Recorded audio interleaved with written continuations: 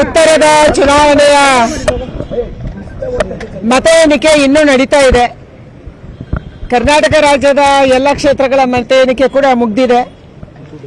ದೇಶದಲ್ಲಿ ಹಲವಾರು ಕಡೆ ಮತ ಎಣಿಕೆ ನಡೀತಾ ಇದೆ. ಇನ್ನೂ ಯಾವುದು ಫೈನಲ್ ರಿಸಲ್ಟ್ ಬಂದಿಲ್ಲ. ನನ್ನ ಕ್ಷೇತ್ರ ಬೆಂಗಳೂರು ಉತ್ತರದ ಫೈನಲ್ ರಿಸಲ್ಟ್ ಕೂಡ ಇನ್ನೂ ಬಂದಿಲ್ಲ. ಇನ್ನೂ ಸುಮಾರು 50,000 ಮತಗಳ ಕೌಂಟಿಂಗ್ ಬಾಕಿ ಇದೆ. ಅದಕ್ಕಾಗಿ ಕೊನೆಯ ಕ್ಷಣದ ಮತ ಎಣಿಕೆಯ ಸಂದರ್ಭದಲ್ಲಿ ನಾನು ಬಂದಿದ್ದೀನಿ.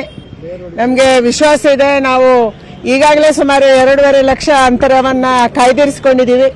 ಇನ್ನೂ ಸ್ವಲ್ಪ ಹೆಚ್ಚಿನ ಅಂತರ ಕೌಂಟಿಂಗ್ ಏನು ನಡೆಯುತ್ತೆ, ಅದರಲ್ಲೂ ಬರುತ್ತೆ ಅನ್ನುವಂಥ ವಿಶ್ವಾಸ ಇದೆ. ಮೇಡಮ್, ಸಂಪೂರ್ಣ ಮೆಜಾರಿಟಿ ಇಲ್ಲ ಈ ಬಾರಿ ಅನ್ನುವಂಥದ್ದು, ಜೊತೆಯಲ್ಲಿ ಬಿಜೆಪಿಗೂ ಕೂಡ ಕಡಿಮೆ ಹಂತದ ಸ್ಥಾನಗಳು ಲಭಿಸಿದೆ. ಸೊ ಹೀಗಾಗಿ ಇದು ಎಲ್ಲೋ ಒಂದ್ ಕಡೆ INDA ಒಕ್ಕೂಟ ಮತ್ತೆ NDA ಒಕ್ಕೂಟ ಎರಡೂಗಳು ಕೂಡ ಯಾರು ಇಂಡಿಪೆಂಡೆಂಟ್ಸ್ ಅಥವಾ ನಿತೀಶ್ ಕುಮಾರ್ ಆಗಿರ್ಬೋದು ಈ ರೀತಿ ಕರ್ಕೊಂಡು ಇವತ್ತು INDA ಎಷ್ಟು ಗೆದ್ದಿದ್ದಾರೆ ಅದು ನಮ್ಮ ಕಣ್ಮುಂದೆ ಇದೆ.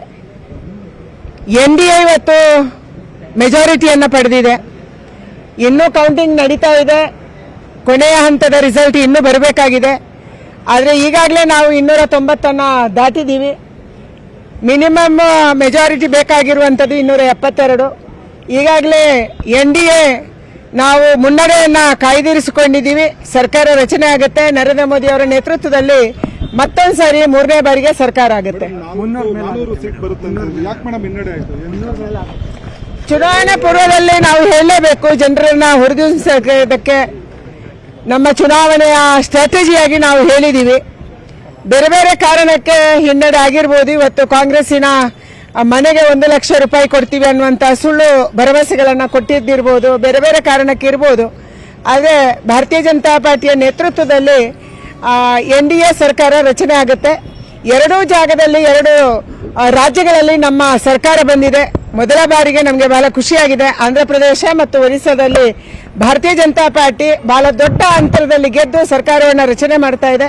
ಕೇಂದ್ರ ಸರ್ಕಾರ ಮತ್ತು 2 ರಾಜ್ಯಗಳ ಒಂದು ಸರ್ಕಾರ ಅದು ಭಾರತೀಯ ಜನತಾ ಪಾರ್ಟಿದು. ಅದಕ್ಕೆ ಆನಂದ ಆಗಿದೆ. ಮೋದಿ ಮತ್ತೆ ಪ್ರಧಾನಿ ಆಗ್ತಾರ, ಅದನ್ನ ಎಲ್ಲ MP ಗಳು ಸೇರಿ ಡಿಸೈಡ್ ಮಾಡ್ತಾರೆ.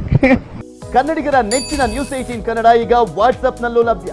ಕರ್ನಾಟಕ, ದೇಶ ವಿದೇಶಗಳ 360 ಡಿಗ್ರಿ ಸುದ್ದಿಯ ವಿವರಗಳನ್ನ ನಿಮ್ಮ ಕೈ ಬೆರಳುಗಳಲ್ಲೇ ಪಡಿಲಿಕ್ಕೆ ಈ QR ಕೋಡ್ ಅನ್ನ ಸ್ಕ್ಯಾನ್ ಮಾಡಿ, ನಮ್ಮ ಚಾನಲ್ ಫಾಲೋ ಮಾಡಿ, ನೋಟಿಫಿಕೇಶನ್ ಆನ್ ಮಾಡಿ.